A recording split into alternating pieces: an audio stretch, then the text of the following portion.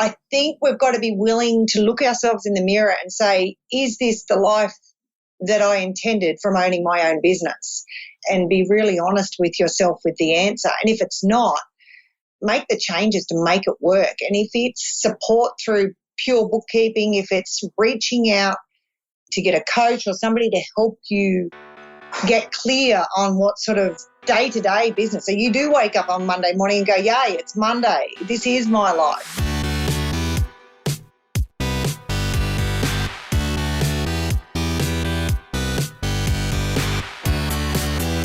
You're listening to The Successful Bookkeeper with your host, Michael Palmer. Listen each week as inspiring guests share their secrets of success to help you increase your confidence, work smarter, and build a business you love.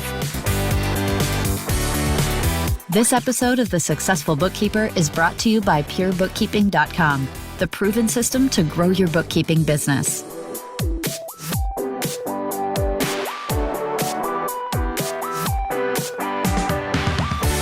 Welcome back to the Successful Bookkeeper podcast. I am your host, Michael Palmer, and today we have a wonderful guest joining us all the way from Brisbane, Australia.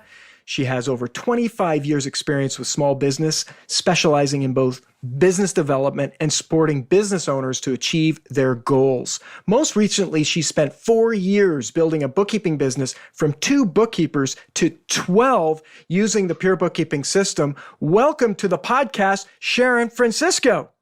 Thanks, Michael. It's great to be here to share some information. It's great to have you. And, when we were speaking a day or so ago, you told me your story and I absolutely loved it. So I'm really excited to have you share this past journey that you've been on growing a bookkeeping business and now working with bookkeepers. For the listener, can you share a little bit about how you got into working in small business and how you ended up developing and growing a bookkeeping business? Yeah, sure. Look, I've been around small business all my life. I grew up in a small business, so even as a youngster, I was my weekends and holidays were working in our family business. My roles over the years have owned my own furniture business, but mainly as in the last 15 years prior to joining strictly bookkeeping and helping my sister-in-law grow that, I was a franchise relationship manager. So worked around a lot of systems and processes. And the first question I used to ask whenever I went into a franchise was of the franchisor, who's the best performing franchisee and who's the worst performing franchisee? And first thing I'd do is ring them and find out why. I guess over the years, what I realized was the ones that generally follow the system and just had an attitude of never say die, just follow the system and go until their business works were the ones that were successful. So they all had the same system. They all had the same support, except some were successful and some weren't. And I found that fascinating. So the reason I got into bookkeeping, it's so not my world. I'm not a numbers person at all. I'm actually the opposite of that. But my sister-in-law had a bookkeeping business. It was just her and a part-time bookkeeper. And because I was doing a lot of travel with the franchises nationally and internationally, I needed to make sure I stayed put for a while my kids were going through the teenage years. So I came back to Brisbane and joined in partnership with my sister-in-law in her business. I remember the first day I went there, I didn't know how I was going to grow up because I guess not being a bookkeeper, it's tricky to know how to do that. And I noticed the pure bookkeeping, at that time it was the folders. It wasn't online at that time. I noticed the folders on the bookshelf and said, what are these? And she explained that it's a system she bought a few years ago and she'd implemented some of the stuff for her actual bookkeeping, but hadn't explored the HR side or the sales and marketing side. And I said, do you mind if I sort of take it and have a look? So long story short, took a look through it, read the sales and marketing side and had a chat with her, and she was really encouraging and said that she was there to help. And yeah, so from there I essentially just took, as I did with the franchise systems, I just took the system and just took massive action basically. So, and then I think the first 12 months was the hardest, just getting my head around. My main strategy was meeting with the accountants, and the fear that I had around that, Michael, was massive. not being a bookkeeper or an accountant, having a discussion with an accountant is pretty tricky about bookkeeping. So I had to work out in my head how I'd approach that. And to begin with, I think I kept it quiet that I wasn't a bookkeeper. I just tried to avoid any bookkeeping questions.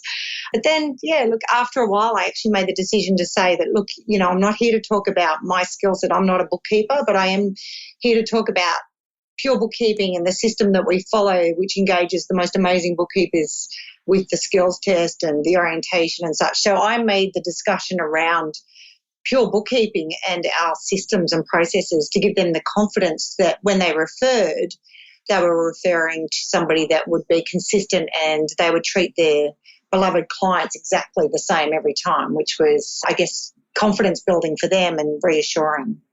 Absolutely. I mean, it's such a great story on many levels. I mean, I want to talk about a few things, but your experience with franchise, I mean, the pure bookkeeping system is built off the premise of E-Myth. Well, the E-Myth is the entrepreneurial myth, and it was written 30 years ago by Michael Gerber, as you know all of this. But for the listener, if they're not familiar with it, around building a system-dependent business. Trust your systems, don't trust your staff.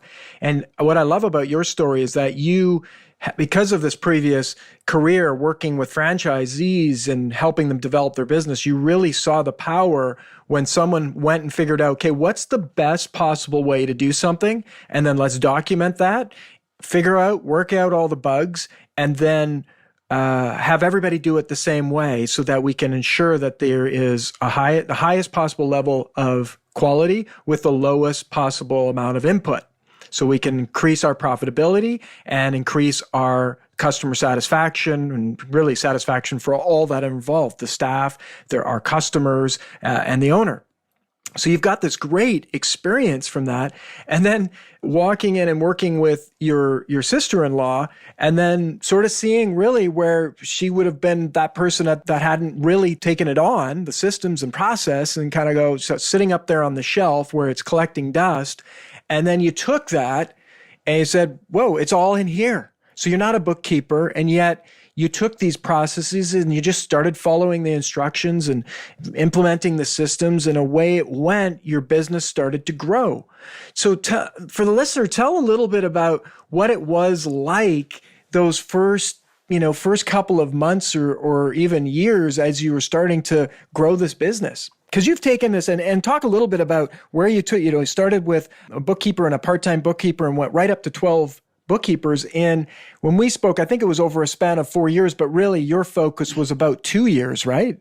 Yeah, that's right. I think it was about 6 months after I started. My sister-in-law and my brother got a job in West Africa, and they moved over to Africa, which the internet where they were in Dakar was pretty tricky. So there were sometimes weeks on end where I wouldn't have contact with Jenny. We tried to have weekly meetings, but essentially a lot of that building, I was by myself in Australia. So that's where Deb was amazing, because some of the, I had girls coming in doing the skills test, and I just practiced what the answers were and wrote them down. So I wasn't really sure if they had any sort of curly questions. I didn't really know. And I just said to the bookkeepers, look, I'm not a bookkeeper, but, obviously we're going to take you through this process. Just work with me. And again, just being honest and telling them where I was at. Obviously, I said to them I'd be uploading the answers for 10-letter marks. So they knew that there'd be somebody that was across bookkeeping that knew that they would be checking their work. But essentially it was, I think, coming into the business and with that background in franchising, I think one thing that I've noticed over the years is that we think that we have to get it right. So when you come into a system and you read, there's in all franchises and obviously pure bookkeeping, there's the system there and the strategies around, the 6 or 7 or 8 marketing strategies. And I think what a lot of people do with marketing is that they try one thing. They might have 2 or 3 accountants meetings and not get a referral, or do a letterbox drop and get one, referral that's not that great. And it's disheartening, I think. And I think the key is, and this is what I learned from that whole process of talking to the best franchisee, it's all between the ears. It's all like the attitude towards it. So I think it's really not about what it is, it's how you look at it. So my attitude was, I just didn't take no for an answer with any of it. I just kept going and going and going and going. And some of it worked and a lot of it didn't work. And I think that first 18 months, I had a lot of appointments that didn't work. I walked into a lot of accountants. I was really frightened to begin with. And I think I've got confidence around my people, but accountants were not my people. I just I couldn't relate. The way I try to connect with people is through, common stories and things, and accountants just aren't that chatty. And I found it quite overwhelming. So what I decided to do with the accountants meetings was to try and mirror their behavior, I suppose. So I calmed myself down and generally just slowed down my conversations. And I watched that video that Deb has. There's a video that Deb's got in the system that essentially just steps you through the accountants meeting. I reckon I watched that about 20 times before I went there. And then after a while, I would obviously just say exactly what she said to begin with, but then after a while I just tailored that to my personality. Yeah, so I found that started working, and I started getting some great referrals from accountants, and then the other strategies I'd slowly implement as well. But that first 18 months, a lot didn't work, Michael. I think, you always hear people building businesses that you think, wow, everything must have worked to begin with, but it just doesn't. It just doesn't. I think the interesting thing was too, I was talking with my brother and sister-in-law and telling them how fearful I was about these accountants meetings. And we decided, it was such a good mindset for me to go into them. We decided that what I would do is actually burn the first 20 meetings, meaning I would really just go in without any expectations and actually almost allowing myself to stuff the meetings up. So it just gave me the best mindset, because when I went into the meetings, I just this doesn't matter, because I've got to tick off these 20 that I actually absolutely just kill and just have a terrible experience with. So then I can get onto the proper meetings. So it just gave me the, confidence to just keep going and going and going and going, and knowing that if I fail, that's okay, because I've got 20 to get rid of and not get it right. I don't know, the little tricks we play.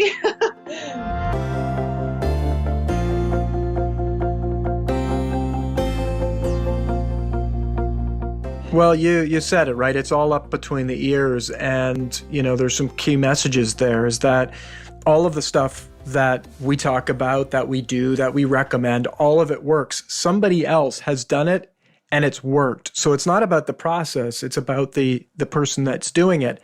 And to think that you can do something once and be a master at it is really, that might be part of the definition of insanity, right? It's like, oh, I'm not good at that. I'll never be good at that. I'm not a master at that. I mean, we all get that, but yet there's areas in all of our lives where we approach things like that. We think we got to be good at it right away, and we must not be good at it. Therefore, we'll never be good at it. You're proving that. So many people prove that.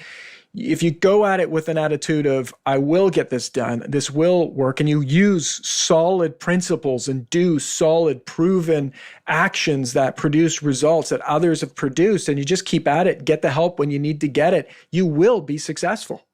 Yeah, absolutely. And I think specifically for bookkeepers, Michael, what I find is that we're not generally part of a team. So we sit in our office in our house by ourselves day in, day out.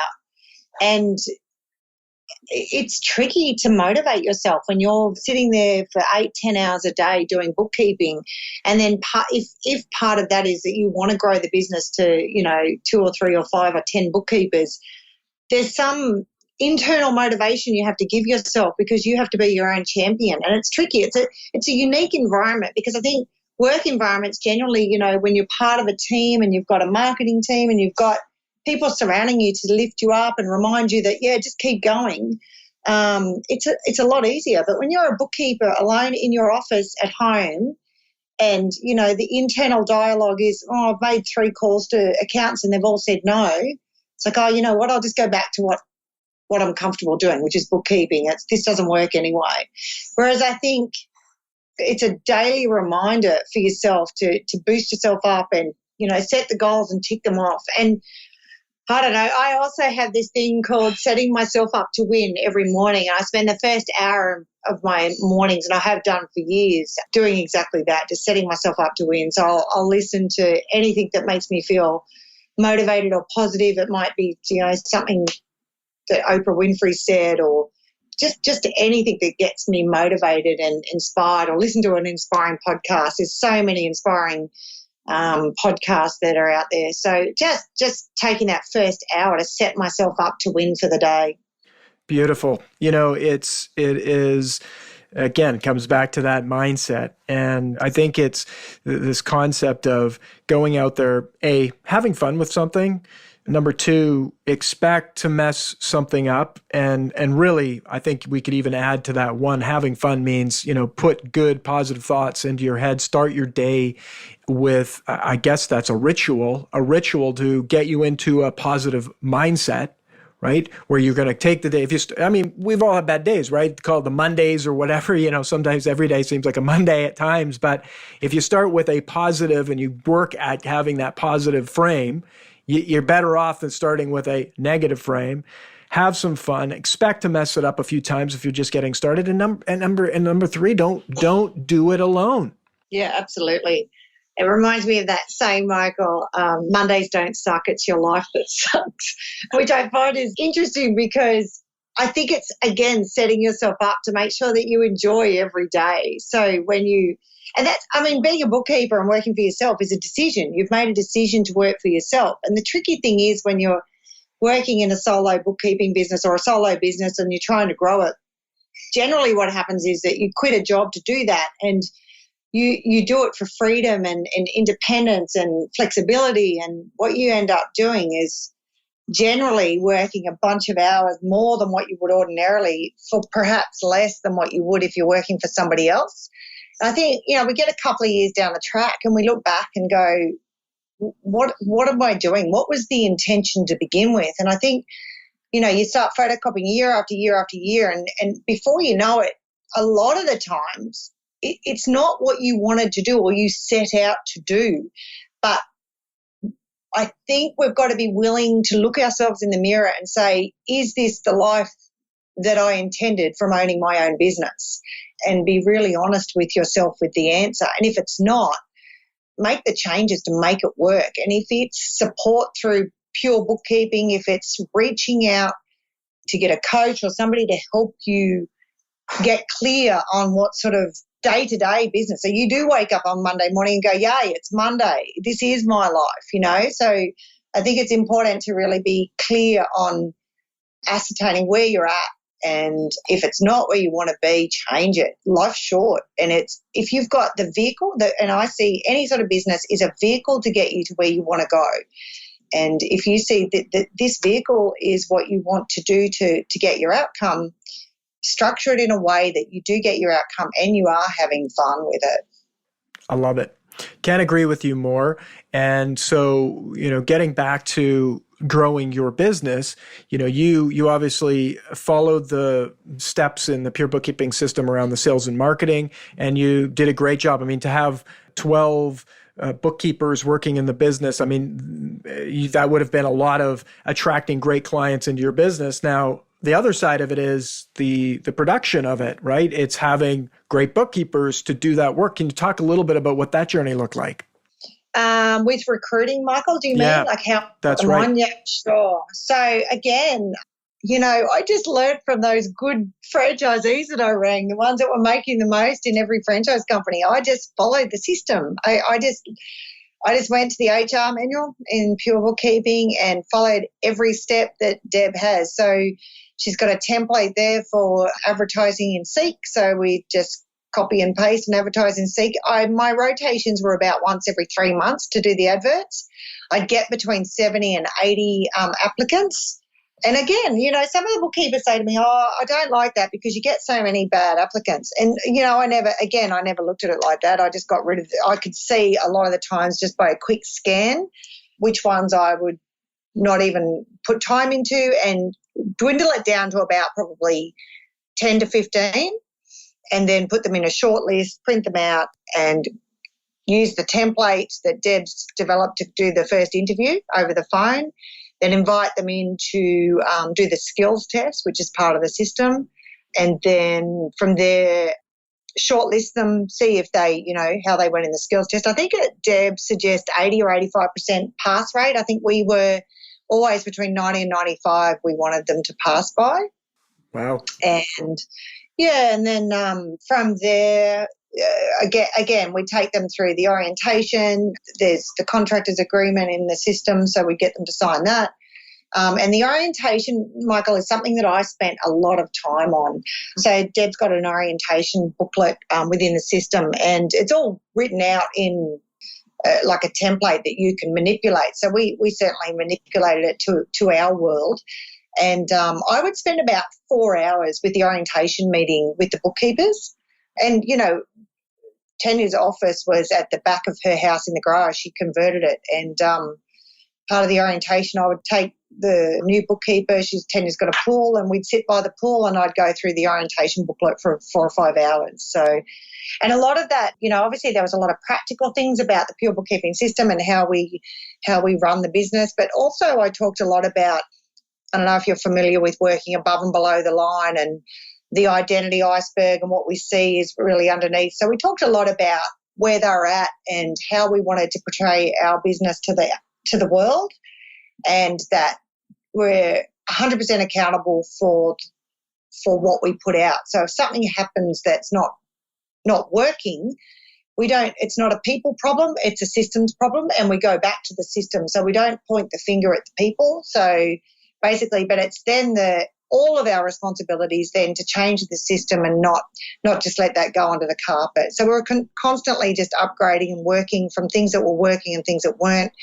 We were willing to look at that and change it and implement new things from things that weren't working. So that's really how we got fantastic bookkeepers. 3 of our bookkeepers were accountants, and I got the girls to send weekly emails by close of business on Monday, just as a snapshot of their portfolios. So just a bullet point of an outline, so I could see if there was any red flags. I needed to contact the clients just to make sure they were still sticky and happy with us and such. But any little sort of thing that I needed to know, I'd like to know within that snapshot of the portfolio.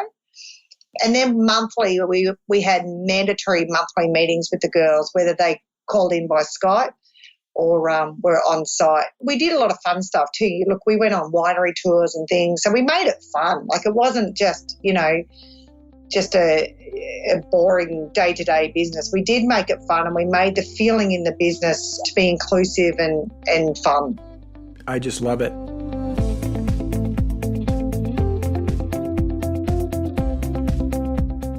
When we think of that story of the franchise, now Pure Bookkeeping is not a franchise, but it's similar to a franchise in that we provide the systems and process on how to run the business. However, our members, they can run the business however they choose, just using those systems. And so yet you've got this past career where you looked at the successful ones and the not so successful ones. Can the not so successful ones actually change their behavior and become successful? I believe yes. But again, I just love Simon Sinek's message about coming back to your why.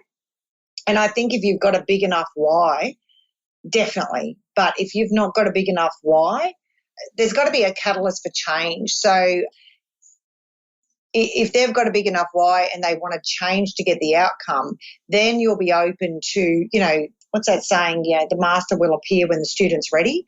So then you're going to be open to reading the book a week to learn about how to grow a business. You're going to be open to following a system or seeking a coach. I mean, that's what Deb did from the early days. She got a coach. She put herself into a massive uncomfortable situation by getting somebody to coach her on a regular basis to get her out of her comfort zone to do. I mean, she grew her business, I think, to 12 bookkeepers as well. And that's right.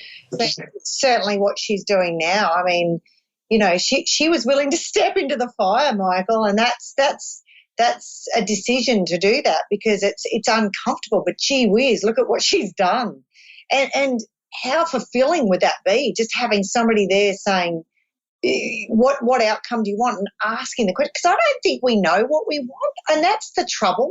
I think we get stuck in our little world because we don't know what we want. My strategy is always to write down. I plan every year in mid-January, and I actually write down what I don't want in each of the areas of my life, because I think it's easy to say what you don't want, and then I spend about 3 or 4 hours doing that. And then the opposite of that is obviously you look at the list, and then the opposite of that is what you do want.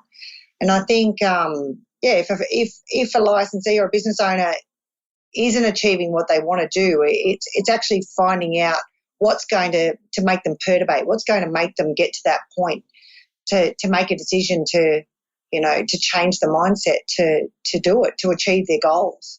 Yeah, I agree. And building a business, preparing for the future, building a system-dependent business, working out systems, training staff, none of these things are ever urgent. No. It's like something can always get in the way. And that comes back to that why and how bad somebody wants to achieve something. And that's for each of us to determine and to figure out. I think the other piece that I think you're providing today for some of our new licensees perhaps, or people that haven't fully implemented the system, is that it's belief. It's seeing others that have gone and done the work and have been successful, and to prove that it doesn't take a superhero. Now, I'm not saying that you're not a superhero, because of course you are. But you're a human being, you put your pants on one leg at a time, or however that saying goes. And if you can do it, so can somebody else, as long as they're willing to do the work, right? Yeah, I think what stops a lot of people from achieving, I always look at each of the areas in my life, and certainly all my life, I've always looked at people, and it's like, if she can do that, I can do that. It's just, I've just got to find out the steps to do it. But I think what stops us, and certainly I've been stopped over the years with certain areas, is that you look at the work first. So you think that's a lot of work to do. So I'm a marathon runner. So the first time I decided to train for a marathon, I looked at one of the girls in the running group, and I thought, well, if she can do it, she'd done a few, and if she could do it, I could do it. But the thing that I found, which it sounds so obvious now, but it's the work the marathon's nothing at the end, because you're trained for it, you're ready. You step up to the start line, you are ready to do that marathon because you've got all that training behind you. But the hard work is getting up at 3 o'clock in the morning to run when it's cool, because it's so darn hot in Brisbane, to do the 2 or 3 or 4 hours to get there. And that's the hard stuff. So I think that's what, in business as well, it's like implementing the pure bookkeeping system, or following a system that seems quite laborious and boring and not exciting, is actually what stops us. You kind of look at it and go, I don't know, I just don't think that this is going to be fun for today. And I know if I sit down and I do the working in the business, the bookkeeping, I'm going to be making 50, 60, 80 bucks an hour. And I know that, and I'm comfortable with that, so that's where I'll go. So that's what our diversion is, to go back to our comfort zone. And the other one stops us from doing what I guess is the stuff that I guess you look at as the barriers to get what your outcome is. And again, I come back to the why. What do you – and it should be fun. The why should be a fun thing. Again, this is a vehicle to get you to where you want to go. And if you haven't got anything fun to achieve from your business, I think that's where the start line is. That's where you've got to figure out what's going to be fun, from putting all the hard work in, setting up the systems, making the appointments with the accountants, and doing what you need to do to get the outcome.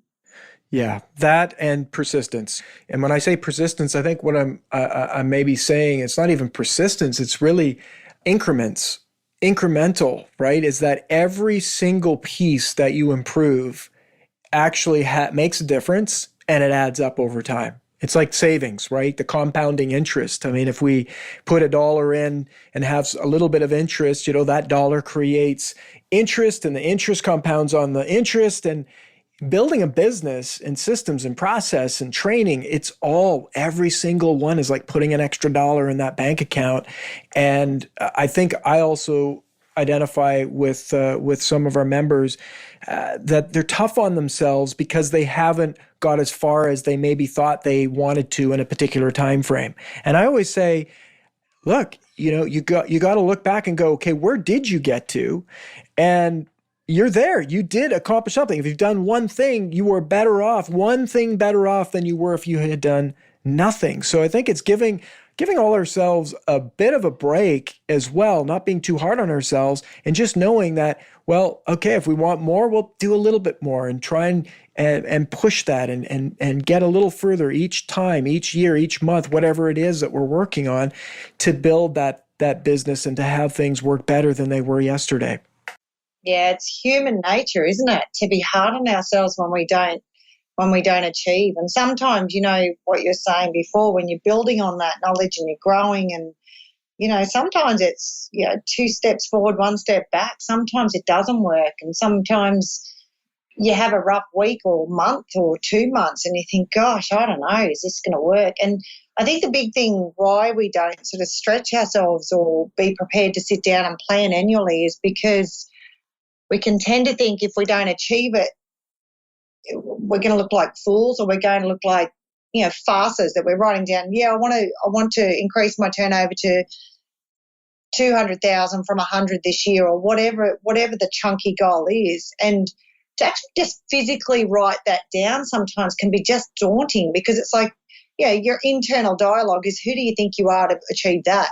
And then when you make your first few phone calls for your accountant's appointments or getting your referral strategies going, or whatever that is, and you get confirmation that when they say, no, we've already got somebody or now, or no, you get knockbacks.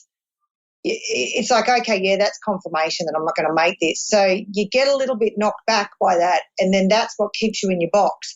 And then that's what keeps you in your box year after year after year.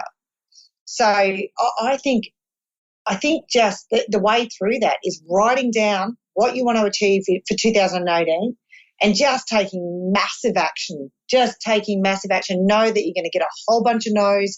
You're going to fail. And you hear it from a lot of people you listen to that, they've had more failures than wins. But, some of the things, even Deb, I think her goal was to allow her husband to retire. Is that right?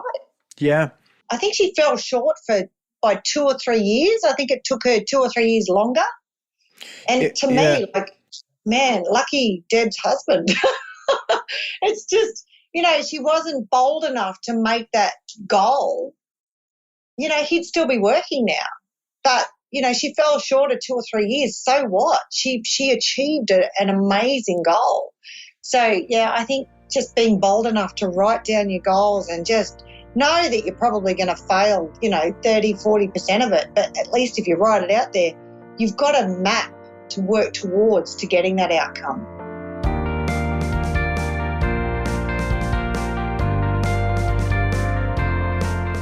This stuff works. It works. And you're right. It was actually 2 years. I just had a conversation with Deb, actually a podcast interview with Deb. She was sharing. It was 2 years for him to go part-time.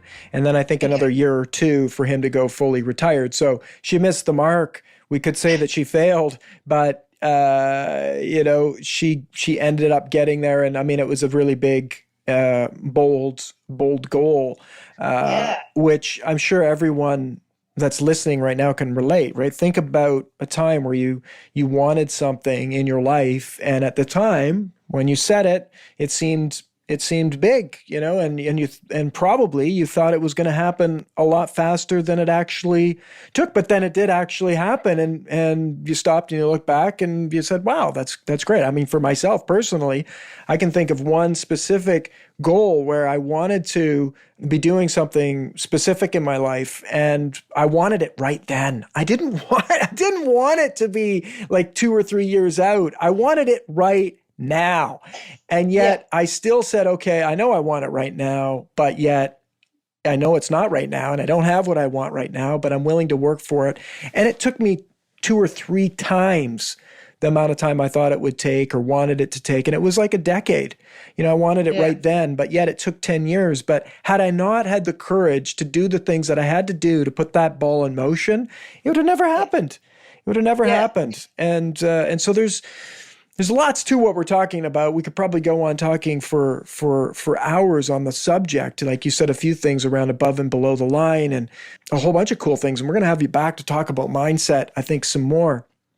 I'd love that. That'd be great. Because this is such a fantastic conversation. Now, in your opinion, we're going into, and we try not to date the podcast in terms of somebody's maybe listening to this later on, but we're having this conversation near the end of the year in 2017, so we'll do that. Shame on us for for dating the podcast, but we run the podcast, so we can do what we like.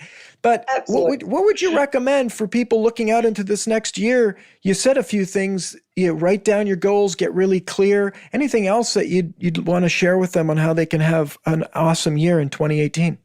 Yeah, look, just quickly, just what I do every year, mid-January, as I sort of said before, I take time to plan. So I give myself about 3 or 4 hours on a time that's usually on a weekend, a Saturday or a Sunday. I think with planning, you've got to go away from your normal area. So not sit in your office or your house or your backyard. So remove yourself to somewhere beautiful. So I go to somewhere overlooking the Brisbane River. I take $50 out of the bank account and I go to a beautiful coffee shop or restaurant. I order the most expensive glass of wine on the list and order some tapper. And I sit down with generally a blank page, so not a rule page book that I've purchased from one of those crazy expensive stationery places. And I struggle doing that because it just seems like such a waste of money, but I think I value the book then and I value what I'm going to write in it. So the 6 areas that I cover, Michael, and it sets me up for the year. I work on relationships, my physical body, financial, spiritual, mental, and career. And as I sort of said before, I actually put a line down the middle of the page. So I start with relationships and I write down everything I don't want my relationship to look like with my family and my partner and everyone around me for the next 12 months. So I just keep writing and writing. And that's why I don't like to have the rule pages. I just write and write. My goal is to fill that book up.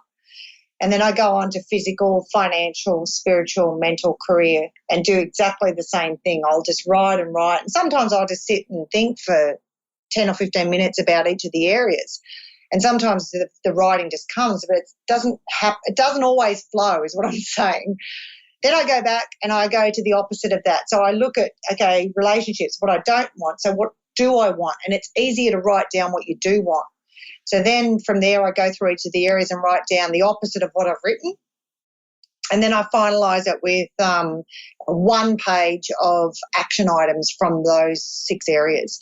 So say for career, I might have 2 or 3 action items. So certainly a great action item from the career would be to write a plan for 2018. So from that, which is a big chunky goal coming out of that 1 page, but a business plan doesn't have to be massive. It can be on 1 page and it's a start because most people don't have a plan and they just keep photocopying year after year. So that's definitely one thing that I would write on the career section is to write a business plan of what you want to achieve.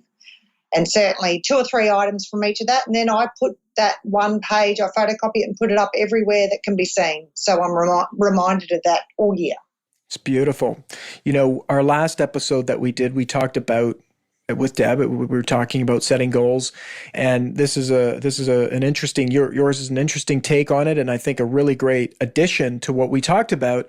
And so I'm going to invite the listener, if you'd like. What we're going to do is we're going to put together a little planning guide for you to use and go through this exercise. If you'd like that, you can go to thesuccessfulbookkeeper.com and sign up there. If you haven't already, sign up for the free resources section.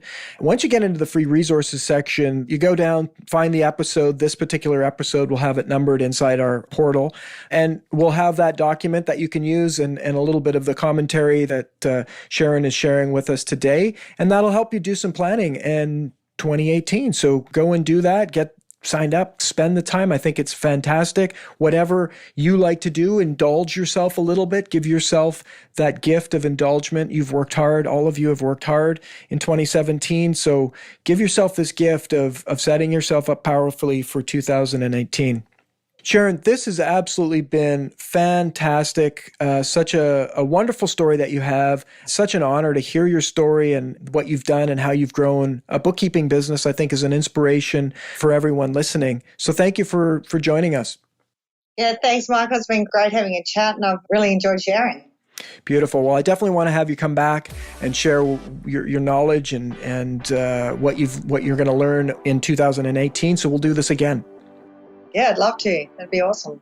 Well, that wraps another episode of the Successful Bookkeeper podcast. To learn more about today's guest and to get access to all sorts of valuable free business building resources, you can go to thesuccessfulbookkeeper.com.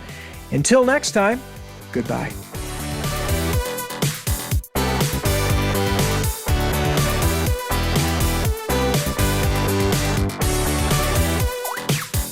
You've been listening to The Successful Bookkeeper with Michael Palmer. For more information and to download the resources mentioned in this episode, please visit us at thesuccessfulbookkeeper.com. Thank you for listening.